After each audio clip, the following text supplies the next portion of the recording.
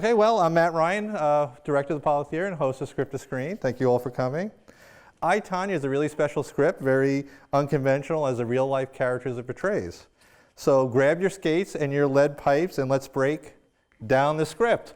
Please welcome the UCSB Politiere stage, writer-producer Stephen Rogers.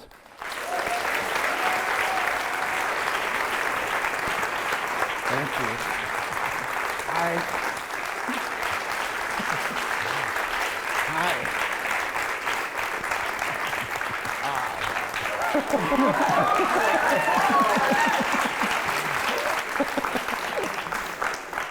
Thank you. All right, so I thought we'd ease into the Q&A, kind of give you a little softball question. Don't start anything controversial. Okay. Did Tonya Harding know that, that they were going to smash Nancy Kerrigan's knee? She says she did not. Actually, Jeff said that she did not also. They both, I mean, that, you know, she was thrilled to hear that Jeff said that because they don't speak anymore. So, well, let's go back way back to the beginning. What was your initial inspiration to do, want to tell the Tonya Harding story? I mean, it wasn't on purpose. My niece was over, and there was a documentary on 30 for 30, and she had never heard of Tonya Harding. And I just thought, oh my God, this is going to be crazy. And so I watched this documentary that Nanette Burstein did. And in it, there was just stuff that interested me about class in America and about what we tell women they're supposed to be, you know, and the things that we tell ourselves in order to be able to live with ourselves. And I just thought, well, you know, there's a lot there. And so I went on to the Tonya Harding website, as you do, and I wanted to see if the life rights were available. So I called the number for her agent, and it was a Motel 6. Oh, God. Yeah. And I just thought, I'm so in. Like, I don't know if this is ever going to be a movie, but my life is going to be so much more interesting if I do this. And I tracked down Tonya Harding, and I just wormed my way in, and I got her to agree to an interview, which was so crazy because I've never interviewed anybody. And then I tracked down Jeff Gillooly in a minute, because you can on the internet. I knew that he changed his name to Jeff Stone after he got out of prison because he didn't want anyone to know that he was Jeff Gillooly anymore. But he moved right back to his same hometown. So everybody knew that he was Jeff Gillooly. So he didn't really think that through. But once I interviewed both of them, their stories were just so wildly contradictory. They did not remember anything the same. And I thought, well, that's my way in. I'll just put everybody's point of view up there and let the audience decide, you know, what they believe. So what was your first initial reaction to Tonya when you first sat down with her? What kind of... It was surreal. It was very surreal because I did not talk to her before I met her. I flew to Sisters, Oregon, where she was living at the time. Have you ever been to Sisters, Oregon? I have not. Well, if you ever do, just make the best of it. That's what I did. And she picked me up in her truck at my lodge, because you stay in lodges in Sisters. And I couldn't get in the truck because there's no passenger door handle. So I just kind of stood there stupidly, like, I can't get in. And then we had lunch together, and we just started talking right off. And the first time I met her, it was just to see if we liked each other, you know. And then once she got a lawyer to do the life rights, which took forever because she didn't want to pay anybody because she didn't have any money. And so she wanted someone to do it for free, and no one wanted to do it for free. I mean, it was like a big, long thing. But while that was going on, I was doing all this research, so it actually was fine. And then once I got the life rights, I went back and interviewed her over a few-day period. And what about Jeff? What was your first initial reaction when you met Jeff? First of all, I was so surprised that he agreed to an interview because he's never given an interview before where he's commented on how everything went down. He's given an interview like, where are they today? You know, that kind of thing. Sure. And he was a commentator for Hard Copy, but he's never said his point of view ever. And I don't know why he said yes. I think it's because his wife liked Hope Floats, which was another movie I wrote a long time ago. And so maybe she made him say yes. And I met him at a restaurant, and I met Tanya at restaurants too, because I feel like people talk easier if there's food. You know? And he wasn't a bit like the media portrayed him at all. I was telling you before, like he wouldn't take any money for life rights or for anything, because he said, it was his idea to call in a death threat, which is what he says happened, and Tanya never would have thought of that, and he said it ruined her career, and I don't want to make any money. And to this day, he's never taken a dime, not a dime, which isn't how he's portrayed at all. I genuinely liked him. But I mean, nothing was the same. They didn't remember anything. For their first date, Tanya said that they went to go see a movie called Running Scared, and her dad went with them. And then Jeff said that they went and had dinner, and the mom went with, and she's trying to steal all these chicken parts in her purse. And I was like, oh, okay. And I was like, what do I do with all this, I saw Running Scared, actually. Well, it's ironic, right? Because that's where they went on that first date, Running Scared.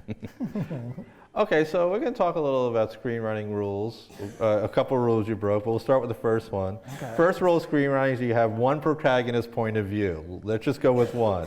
But you decide to have Jeff and Tanya's conflicting POVs. Did you struggle in structuring the screenplay and how to balance the two perspectives? Well, I mean, you struggle with everything. It doesn't really come easy to me. So that's just part of it, like the struggle. So that's nothing. That's nothing. In terms of the structure of it and the rule breaking, I felt like all the characters were rebels, and they're all rule breakers, and they're all very wrong-headed. And so I wanted the screenplay to break the rules and be rebellious. And so I wanted to do all the things that the studio people, who are not screenplay writers, tell you can't do. So I wanted to break the fourth wall. I wanted Allison to, at one point, criticize the screenplay, that her storyline is disappearing. Because if this had been a studio movie, that would never have survived. So I knew that I had to do it independently, just because of the tone of it. Right. Now, if you ever want to challenge me in a Q&A and break the fourth wall and talk directly to the documentary camera, that's your camera, so stare directly at it. You'll be good. But it's interesting because you have other kind of rules. You have documentary has its own set of rules, and narrative. How did you construct weaving in the documentary directly into the narrative? Well, I mean, I got that idea when I interviewed Tanya and Jeff, because what they were doing really was trying to control the narrative. Right. Everybody is, I mean, Sean's trying to control it, Jeff's trying to control it, the mom's, and that is really a lot of what the movie is about. It's about what we tell ourselves so we can live with ourselves and get 8 hours of sleep a night, and then you start to believe it. It's like the longer, I think Colette said, the longer you wear fake pearls, the realer they become. Oh. And that's certainly true with all the characters. But I think that's very, very human. I don't think it's particular to these people. Yeah, it's interesting because the traditional script would have just had documentary style. They tell their story for 10 minutes and you go with the other ones. But having your characters respond directly into the other story. Yeah. I thought I was supposed to be original. Isn't that what we're supposed to do? That's what I was trying to do. We talked a little about, back in the green room, but obviously Tanya was a sought after script. What was about Margot Robbie that made you decide she's going to be the one I team up with and become a producing partner? Because it was more than, She wanted to do it. So that was good. This is how that happened. A neighbor of mine, Jill McElroy, is a manager at 360, and that's where Margot is represented. She lives on my street. Jill came to a party at my house once and never left. She's there on my street. And she just heard me talking about, when I was writing it, meeting Tonya Harding, meeting Jeff Gillooly, and all this stuff. And she said, well, let me read it when you're finished. And so I gave it to her. And she was the one who said, who'd be really good for this? And I was like, Jennifer Lawrence. And she was like, no, Margot Robbie. And I was like, Margot Robbie? It's like, she's too pretty, And she was like, no, we'll ugly her up. Well, good luck with that. but I was like, we're not there yet. I was looking for producing partners at that time, and Jill said, well, can I just give her the script? And I said, well, can I stop you? Because I know you're going to. And the day after I picked Brian Uncless to partner up with to produce the movie, we heard that Margot wanted to do it. And would we meet with her? It's like, well, that's an easy meeting. Yeah. And so then we met with her, and what was interesting was, you try and make them feel comfortable, not like they're auditioning or anything. And we met, and we were just talking. And when I brought up the real Tonya Harding, there was this intensity behind her eyes, and she was, and it was different than just when we were talking. But it was also the same intensity that Tanya had when I was talking to her about the triple, And I was like, well, that's really interesting. And she's also, there are very few actors who can do comedy really well that are character-based. That's what Margot does, and can also do drama really well. And so, we were lucky to have her, because how good is she in this movie? Come on. Yeah. To be fair, if Margot was so great to you, do you have any guilt in writing in that terrible 80s hairstyle that she had to endure the whole movie? No. No guilt at all. Yeah, it was fun to watch all that. And Margot was okay with the bangs? She loves all that stuff. All that stuff, yeah. Yeah, the hair and makeup people were so good. You look at Margot just even from behind, it looks like Tonya Harding. Yeah. And in fact that she was 15 to 44. Yeah. And at no point you bought it, and she just they pulled it off, and the braces were a good touch, though. Yeah. All right. Director. By the way, I still do that all the time. The first time you see her at 15 is in that skating rink, and she goes at that one skater, and she's like, "You're in my way." I do that in traffic all the time now. I have Margot's voice, with those braces. You're in my way. Now, director Greg Gillespie directed one of my favorite movies, Lars and the Real Girl. Yeah. Love that movie. Me too. What was the initial meeting with Greg like about your script, Tanya? Craig, sorry. Well, this was like the thing. It was very unusual. The script, it just had a life of its own. People really wanted it. And in terms of directors, it wasn't the thing where usually what you do is you give it to a director and then you wait. This was not that. People were chasing it.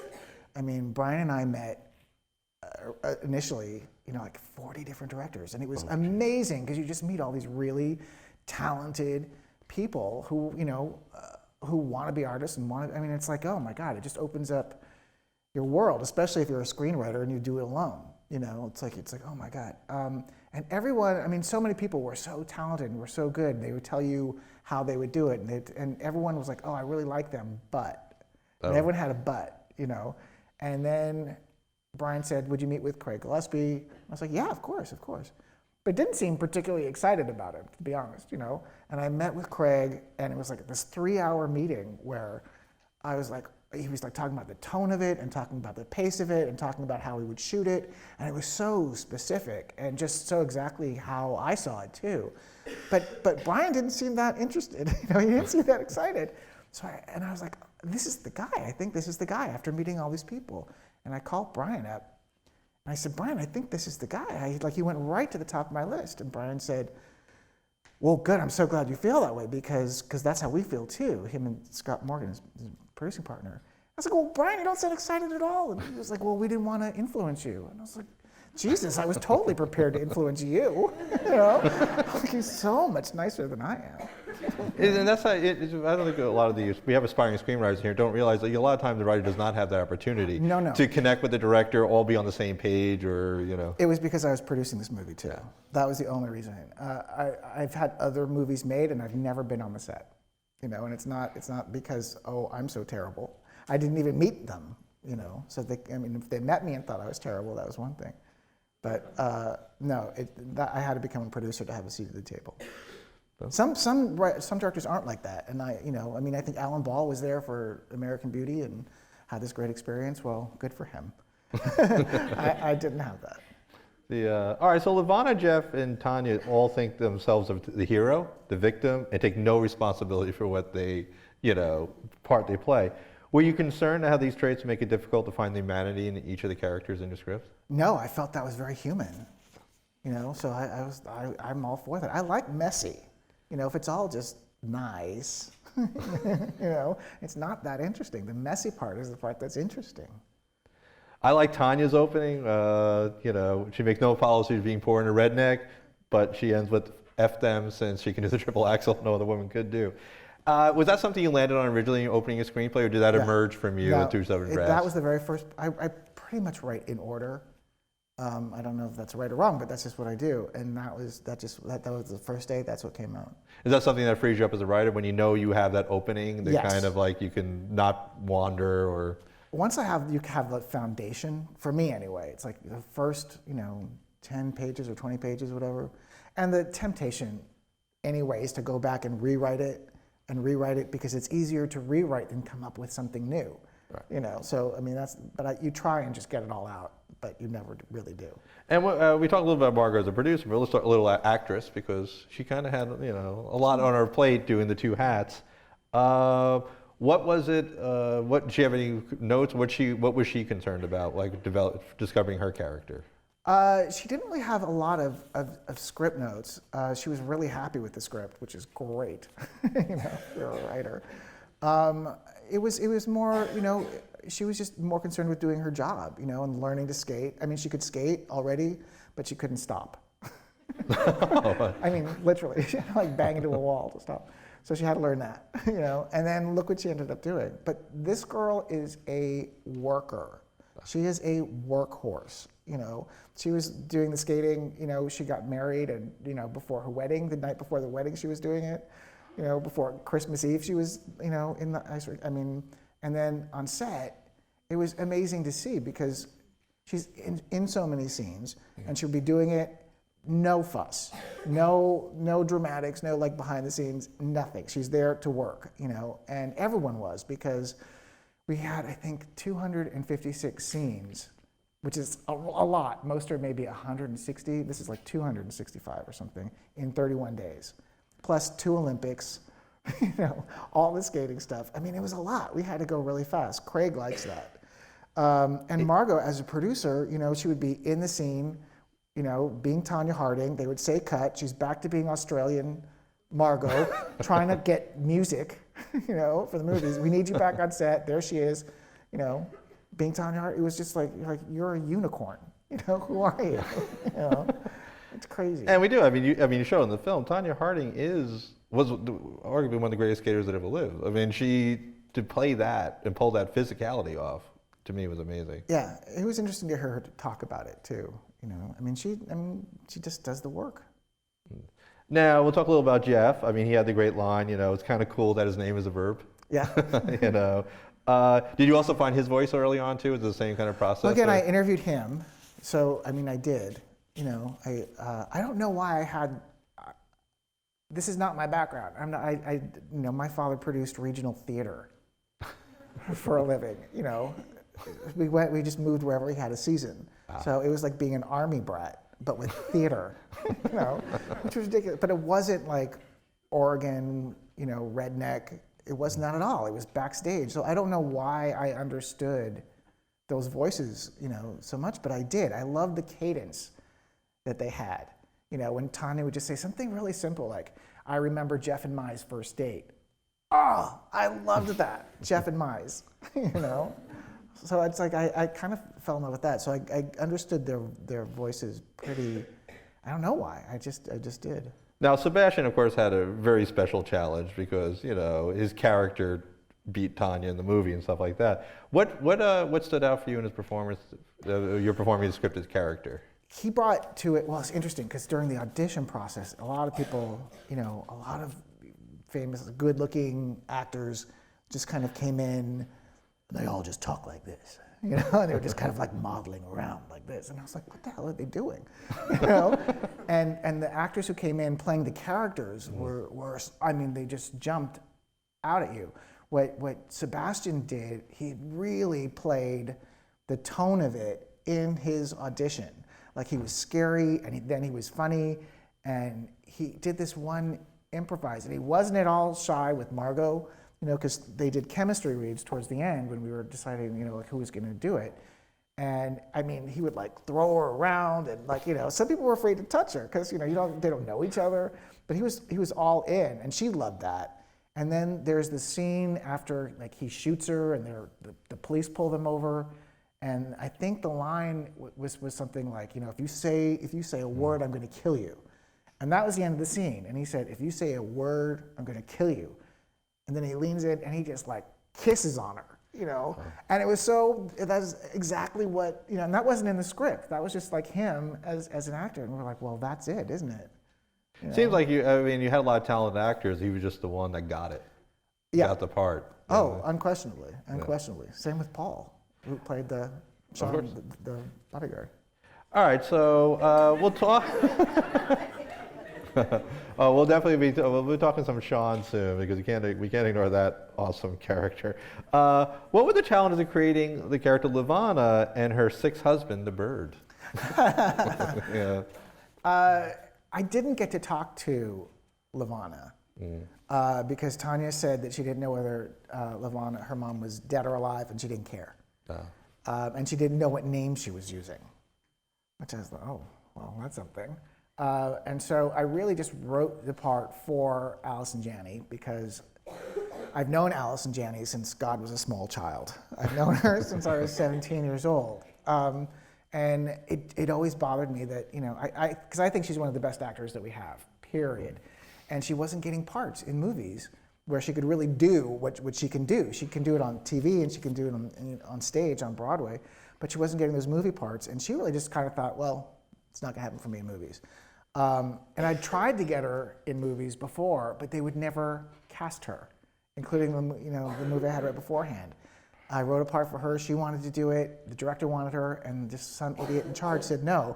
And so on this one, it was a spec script, which means no one paid me to write it, I did it myself, and then we went out, and if someone wants it, you know, they can bid on it, and if more than one, you get a bidding war, then you have more control and you have more say in how it goes down. And so the first thing I said was, Allison Janney is playing the part that I wrote for her, and I want it in writing, or I will not come in to meet you. And she won an Oscar. I mean,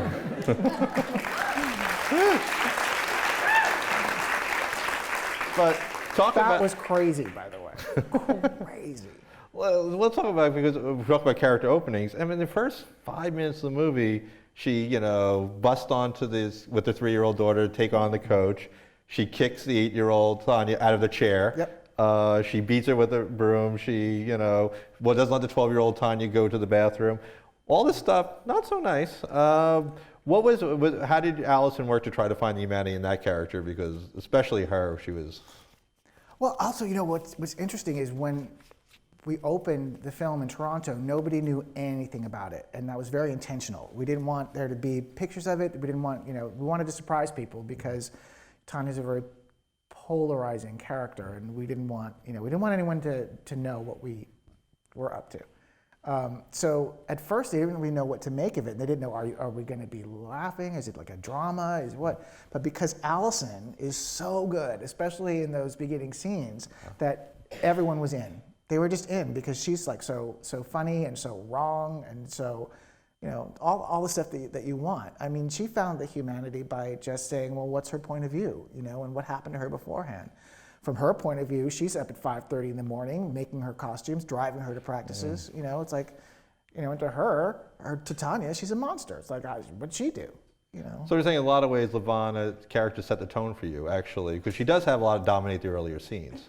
Until we get to the 15 and I knew I was writing for Allison, you know, and so that was very helpful. So I knew. And you knew she can pull it off since you have a relationship with her, writing a character like that. I know what she likes. I know what she doesn't like. I know, you know. So yeah, I know what I think she does, you know, really well. One of the scenes that actually impacted me the most was Levana throws a knife into Tanya's arm. How much did their facial expressions convey what you originally intended in the script? Because just the stillness of their looks, almost like the scene to me, just like, wow, blew me away. I don't really remember what I remember that, like, she threw the knife and, you know, and I think I said something, it was in the stage directions about, there's a beat and like, and Tanya like slowly moves towards her. So I mean, that's Margot's acting. It's in the script. I mean, everybody elevated everybody. So it's in there, but it's also elevated by Allison going like, oh, what did I just do? And that was actually, that was the moment where the most sympathy came from, because Allison was the first time you saw guilt or feeling bad for just in Allison's eyes. Yeah. Yeah, I mean, that was intentional. After that horrific thing, then you have to have something, a comedic moment, right, to release it, to let the audience release that. Now, it was a nice little touch when we had the moment where Dad leaves, you immediately cut to her meeting Jeff. Was that intentional to kind of like lead to how she's going to go to one bad relationship to another, or setting up? I think what I was thinking was like, the dad leaves, and that's the last time we see young Tanya, like the little girl. Right. And then the next time we see her, this is what I was going for. The next time you see her, she's that sort of tougher. That's when she says, "You're in my way," and she's got a hardness about her. And that's what I was, trying to say. It's like, oh, this is who she turned into from that little girl who was like, "Take me with you." But also, it lets the audience buy why she went into that bad relationship. Oh, for the yeah. abandonment issues. And I mean, but also, Tanya would say to me when I was interviewing her, my mom hit me, she loved me. Jeff hit me, he loved me. Like that's all she knew, Was that difficult to balance the tones of the darker domestic abuse with the lighter tones of the humor, or to counterbalance them? No, I really got the tone. I wrote it. So I kind of knew what I was doing. I felt like we had to show the domestic violence, because if you don't, you're sort of letting them off the hook, and you do want to show what it's like. It was always part of the story, but it was never the entertainment, That the entertainment's different. That's Sean the bodyguard. Yeah, I mean, the culmination to me was the moment of when she shoots. Yeah, when Jeff shoots Tanya. Yeah. And that was played really kind of like we talked a little bit, very straight and linear. You only had a little breaking the fourth wall. Was I conscious just to focus on the seriousness of that moment? I think because a lot of that was Craig, because we shot stuff and we and we used it or didn't use it, and also Tatiana, the editor. I think what they made the choice, in the beginning, it's so hard to look at, someone, especially someone who's so young, getting beat up. And when you talk to Tanya about it, she's very sort of removed from it. And so it was, if you break the fourth wall and Tanya herself is out of the action, it removes, we thought it would be easier, and it removes her, and it's sort of what she sort of feels like. But then in the second half of the movie, we do that a lot less. And it was Craig's call, just because you want the audience to then, really be in it more and feel it more, Yeah, but that moment where the cop abandons her actually was the one that emotionally grabbed me. Yeah, a painful moment for me. She said that's what she told me happened. Yeah, it's a little crazy, but It's now I'm not an expert on figure skating, but when Tanya says to the judge, "Suck my blank," this is effing rigged. I don't think that's proper etiquette in the figure skating world. Tanya actually said that she said she wishes she said that. Yeah, she said she didn't. So how much did you know about skating, or how much did you balance like the real life skating versus dramatizing it, or? Me personally? Yeah. I knew nothing about skating. I knew nothing about it. I still don't. I mean, I learned and I asked, but I mean, really, I just kind of just watched those routines that she did and listened to them tell the stories about other figure skaters. I mean, Jeff would say, it's like they all mess with each other's skates, they mess with each other's costumes. I mean, he's like, it's not all prim and proper, he said it's, ruthless. I do like the scene where Tanya is blaming everybody for failing at the Olympics, but you undercut it visually by her drinking and gaining weight. Well, she does. I mean, she really, that's her sort of Shakespearean flaw, because she really, in real life, doesn't take responsibility for anything. I mean, she was telling me how she got a DUI, and she was saying, "I didn't even have my car keys with me." Well, that makes no sense, But no, so it's like, but she really doesn't, And Jeff says, well, that's why she hasn't really moved on, because she doesn't take any responsibility. But then he doesn't always take responsibility either, so. Now it's time to talk a little about Sean. I know the audience was excited about Sean. How fun was it writing his character, or did it just kind of write itself? It was really fun because that is what he was like, I mean, by all accounts. I mean, the interview, go on YouTube, look up the Diane Sawyer interview with Sean Eckhart, and you're just like, really? Really?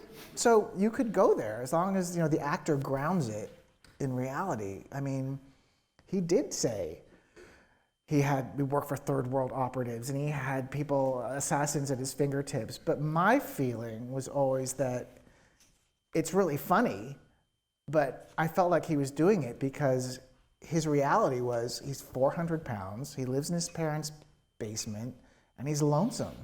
And he didn't want to deal with that, so he had this fantasy life, which I found very moving. And now you can relate to him a little. People can kind of not sympathize him per se, but we can actually kind of relate to that, the loneliness he had and stuff like that. Oh yeah, and preferring to live in fantasy than reality. I don't see what's so great about reality myself. I prefer fantasy too. I guess it's time to talk about the incident. The incident. All right. So, how did you approach this sequence? Did you want to balance keeping it true, or how much did you have to embellish for dramatic purposes, or? I mean, I don't know it's true. I mean, I only know what they told me. I mean, that part was pretty straightforward. I mean, again, like, the truth is stranger than fiction. The truth is Shane, not Sean, Shane, who actually hit Nancy Kerrigan. He hit her, and in real life, he's running out, and the doors are locked, and he's got the baton in his hand, but he uses his head to smash the glass. Like, that made me want to write the movie. And I just love the hard copy reporter saying how he drove every 15 minutes. Yeah. Like, to avoid suspicion. I mean, you can't make that up, And if I did, no one would believe it. Because, fiction has to make sense. Right. Truth doesn't. It can be crazy and be true. So like all the stuff that's the craziest stuff in the movies is actually the true stuff.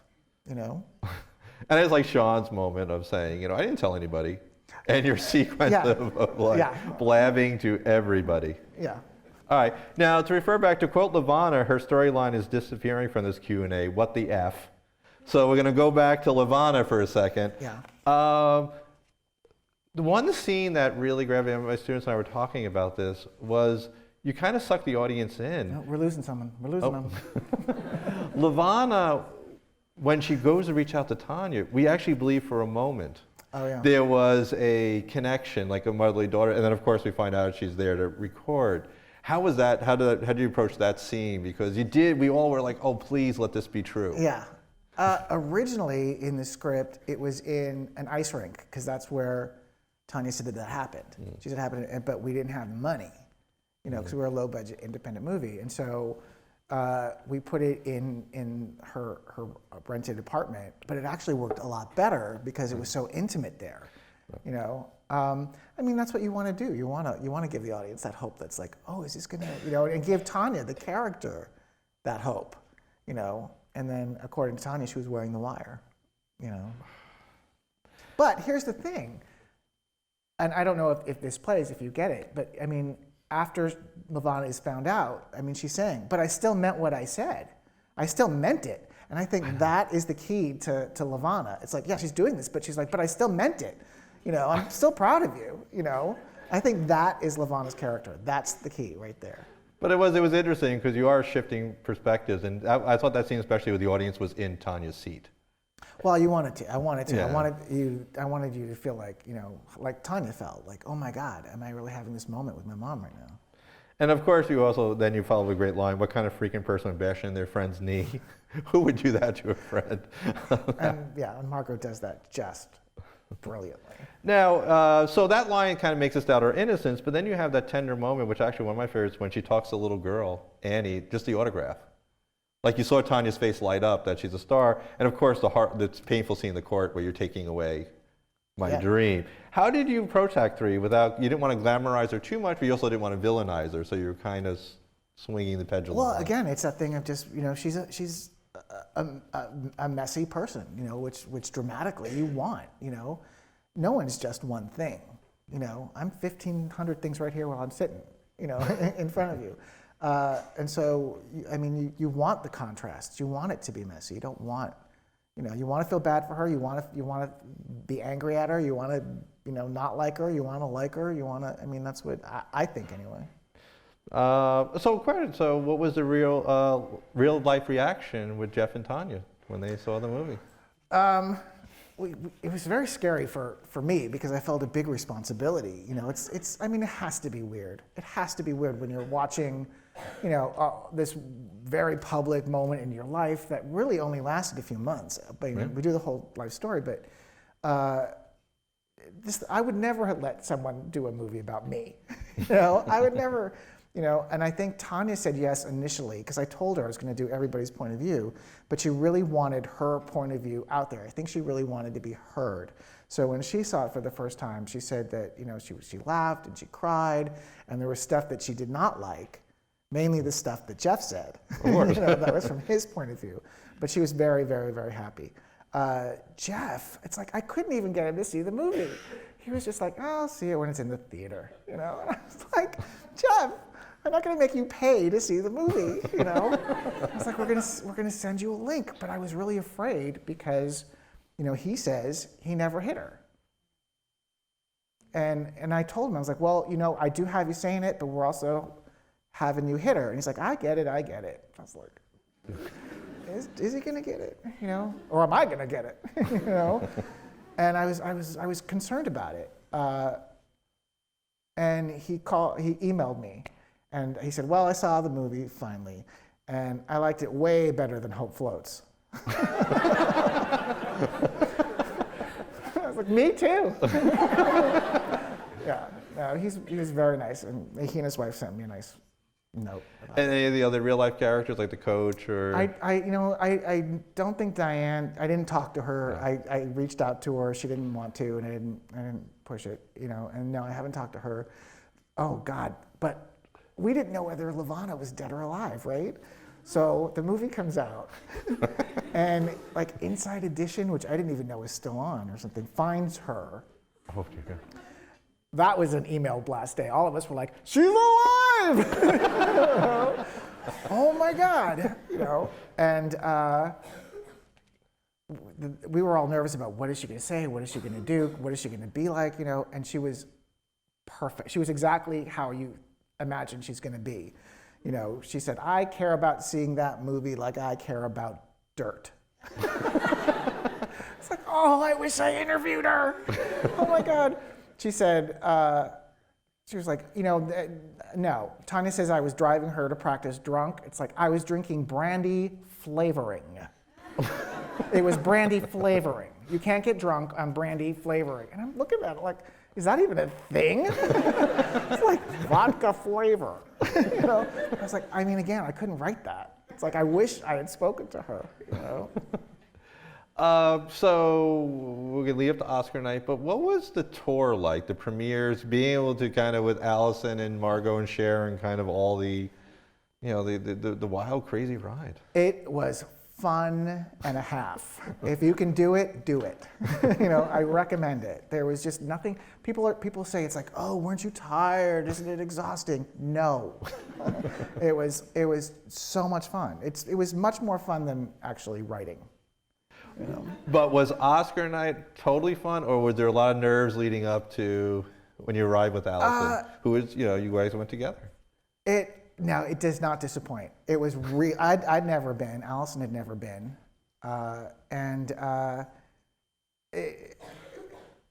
it's all that. It really is. You walk in.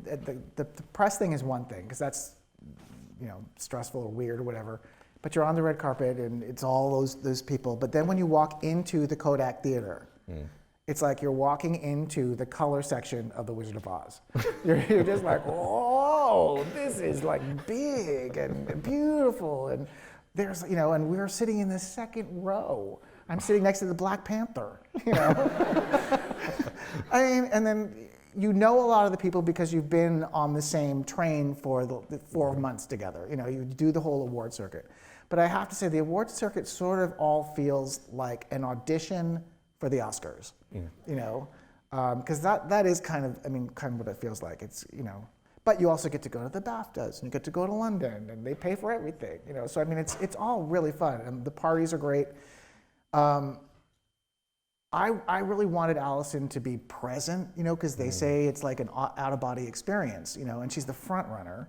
So we're hoping she's going to win, and it was just amazing. The Oscars are smart because they say what the order is for every category. Right. The other award shows don't do that, which is why you feel like you can't go to the bathroom, you can't get up into the bar because you don't know when your category is going to come up. But they do, so you can go to the bar, you can relax, you can talk to people.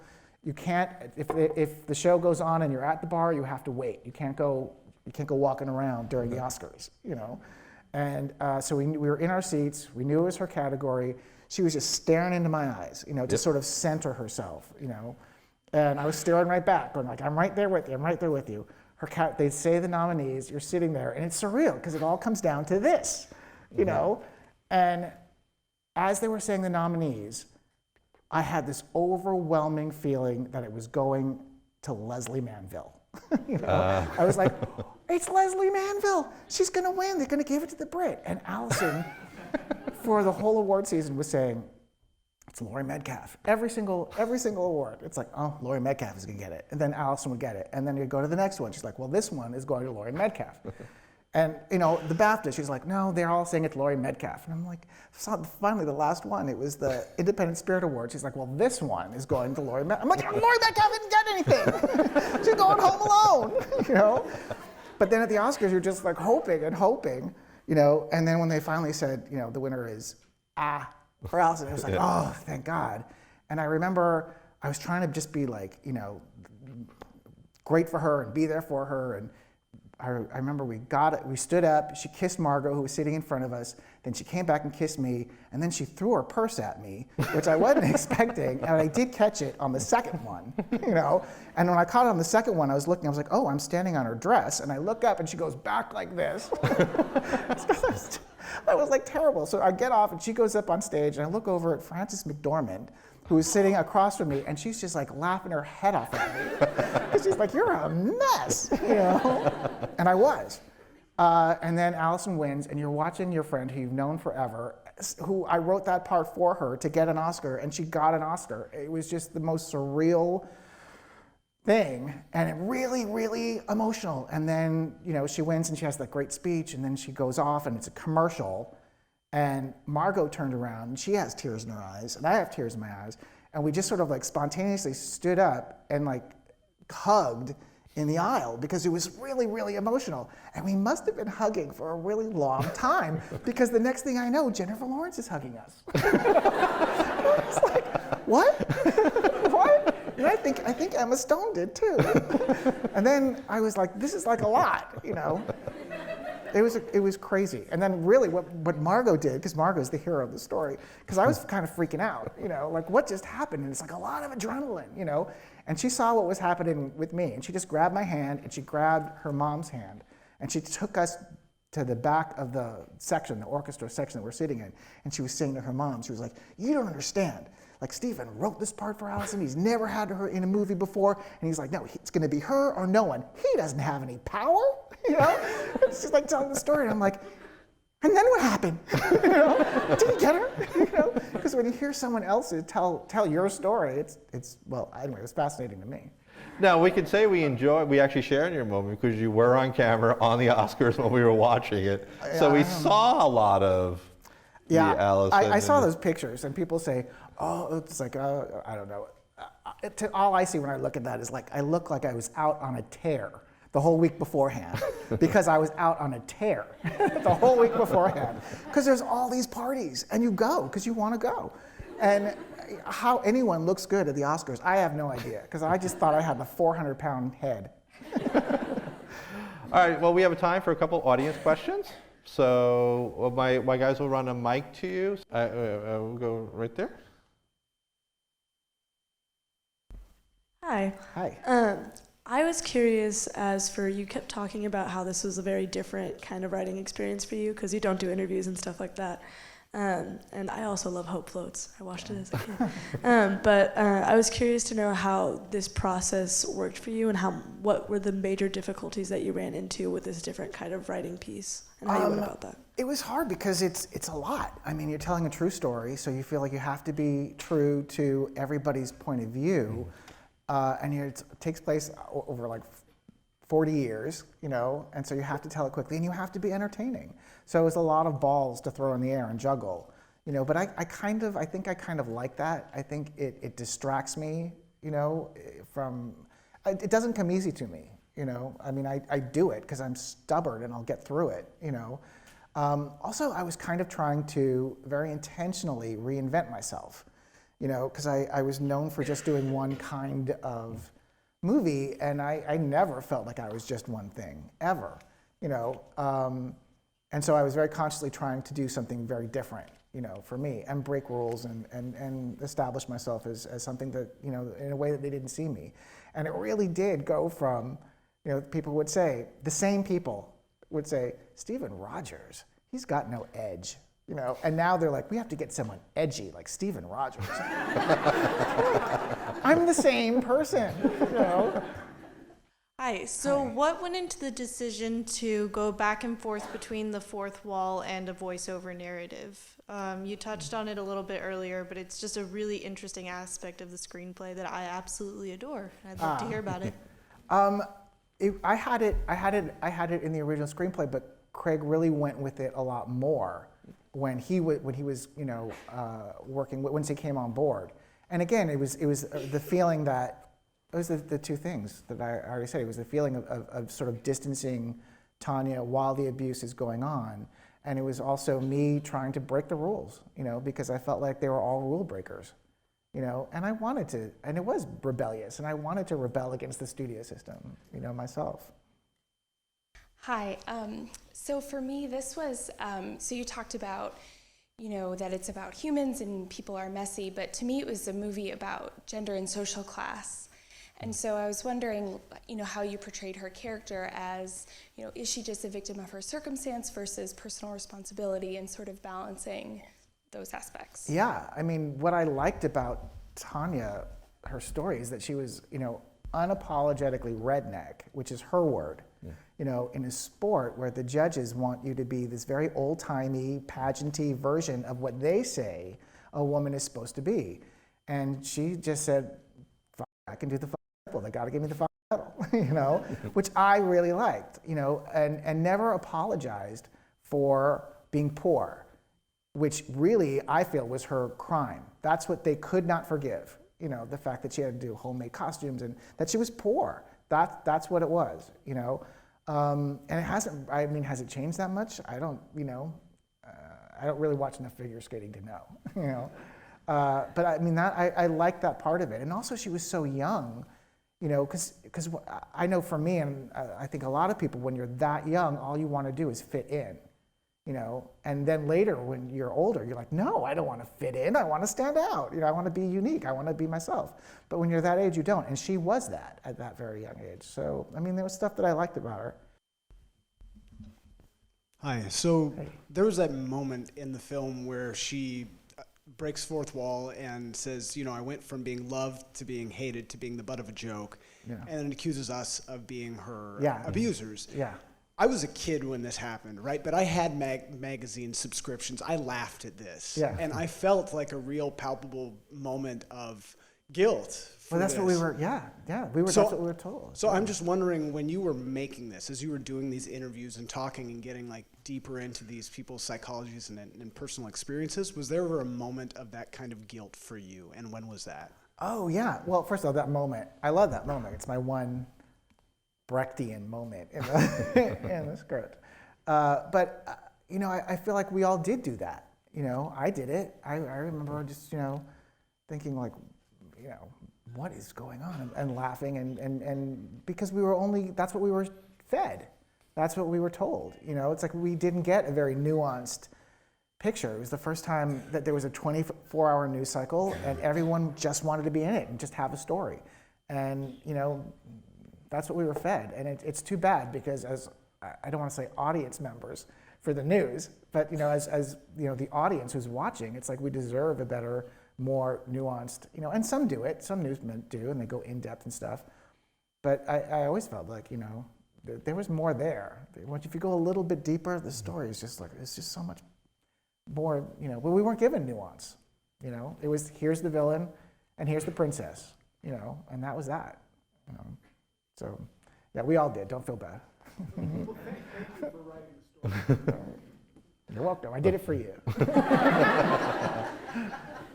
We always end our show with the same last question. Oh, is it that James Lipton Yep, thing? yep. But since we're going to rebel a little, since it's a Tanya Harding movie, so I can't just follow the script. Okay. So what movie or script inspired you as a screenwriter? Well, I would say it'd be I, Tanya. Oh, of course, yeah. No. I mean, there's so many. I know that I wanted to be James Brooks. I really, really did. But I think Broadcast News is one of the best written movies ever, and it holds up. And if you haven't seen it, see it. It's a complicated story about people. And it's not easy, and it's not. I don't want to ruin the end, but it's not conventional. Well, I thought we'd end the evening quoting the wise words of your scripted character, Tanya Harding. Every Q&A has their own truth, and life just does whatever the fuck it wants. Yeah. I want to thank you, Steve Rogers, for joining us tonight. Thank you. Thank you.